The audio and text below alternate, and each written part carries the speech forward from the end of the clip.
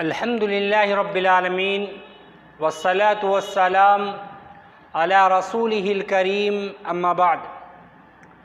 अन अबी उमामत रज़ियल्लाहु तआला अन्हु क़ाल समिअतु रसूलुल्लाह सल्लल्लाहु अलैहि वसल्लम यक़ूल इक़रउल क़ुरआन फ़इन्नहु यअती यौमल क़ियामति शफ़ीअन लिअस्हाबिही।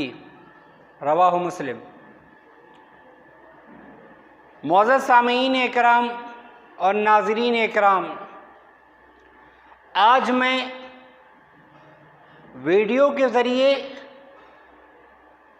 क़ुरआन की फ़ज़ीलत के बारे में चंद अहादीस और चंद बातें आपके सामने रखना चाहता हूँ। क़ुरआन की इतनी फ़ज़ीलत है कि उमामा बाहिली रज़ियल्लाहु अन्हु फरमाते हैं कि मैंने नबी अकरम सल्लल्लाहु अलैहि वसल्लम को फरमाते हुए सुना कि जो क़ुरान मजीद की तिलावत करते हैं, यानी जो क़ुरान मजीद को पढ़ते हैं, क़यामत के दिन यही क़ुरान मजीद, यही तिलावत उनकी शफ़ाअत करेगी।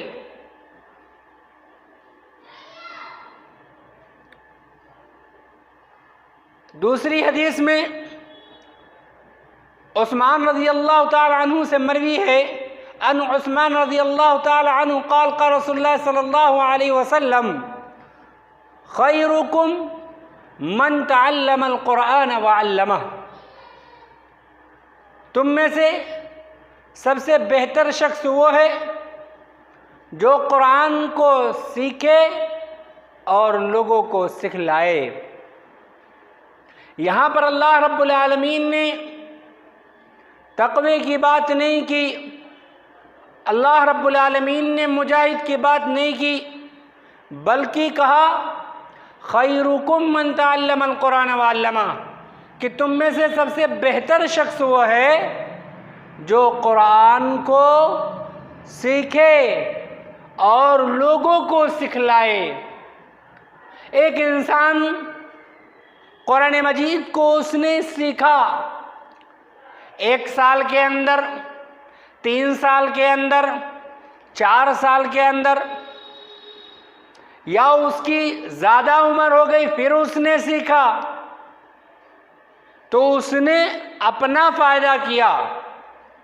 लेकिन एक वो शख्स जिसने क़ुरआन को सीखा भी और लोगों को सिखलाया भी, तो इस हदीस के रूह से वो सबसे ज़्यादा बेहतर होगा।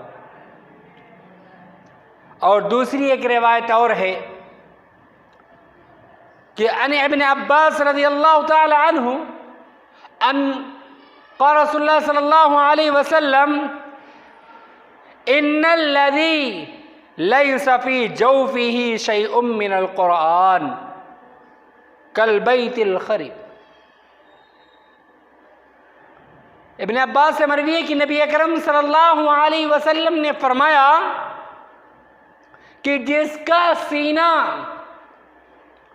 क़ुरान मजीद के कुछ ही अल्फाज से पुर नहीं होता है, कुछ आयत उसे याद नहीं होती हैं, उसे कुरान मजीद का कुछ हिस्सा याद नहीं है, उसके सीनों में महफूज नहीं है, तो वो उस घर की तरह है जो वीरान हो, जो लोगों से खाली हो, जिसमें लोग ना हो।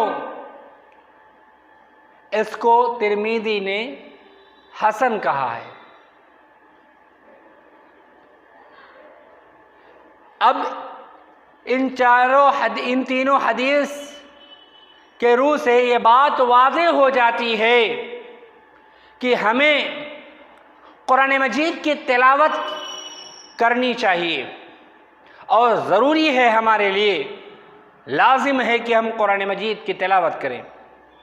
अभी रमज़ान आया था, उसमें हमने अगर मौका मिला तो हमने मस्जिदों में तिलावत की, हमने घरों में तिलावत की, हमने दुकानों में तिलावत की। लेकिन जब रमज़ानुल मुबारक हमसे जुदा हो गया, रमज़ानुल मुबारक का महीना मुकम्मल हो गया, उसके बाद से हमने कुरान मजीद को बहुत ही कम तिलावत किया है। क्या कुरान मजीद सिर्फ़ और सिर्फ रमज़ान के लिए आई थी? नहीं, कुरान मजीद हमारे लिए जब भी हमें मौका मिले तब हमें उसकी तिलावत करनी चाहिए, क्योंकि इसकी तिलावत करने से हमें सवाब मिलता है और हर हरफ पर हमें नेकी मिलती है। हमें अजर व सवाब का मुस्तहिक होना है, हमें नेकी का मुस्तहिक होना है। हमें उस वीरान घर की तरह नहीं होना है जिसके अंदर ना आदम हो ना आदम ज़ात, जिसके अंदर कोई ना हो, वीरान घर बड़ा पड़ा हुआ हो। तो हमें अपना सीना वैसे नहीं रखना है। हमें चंद आयतें ही सही हमें हिफ्ज़ करनी चाहिए। वो हमारी नमाजों में भी हमें उनसे मदद मिलती है। हम अपने ज़िक्र व अज़कार में भी उन्हें याद करते हैं, हम रुक़या के ज़रिए भी उन्हें पढ़ते हैं। हमें अल्लाह रब्बुल आलमीन से दुआ करनी चाहिए, बार इलाहा हमें ज़्यादा से ज़्यादा कुरान मजीद का पढ़ने वाला बना दे, हमें ज़्यादा से ज़्यादा कुरान मजीद का तिलावत करने वाला बना दे। आमीन। व आखिर दावाना अल्हम्दुलिल्लाहि रब्बिल आलमीन।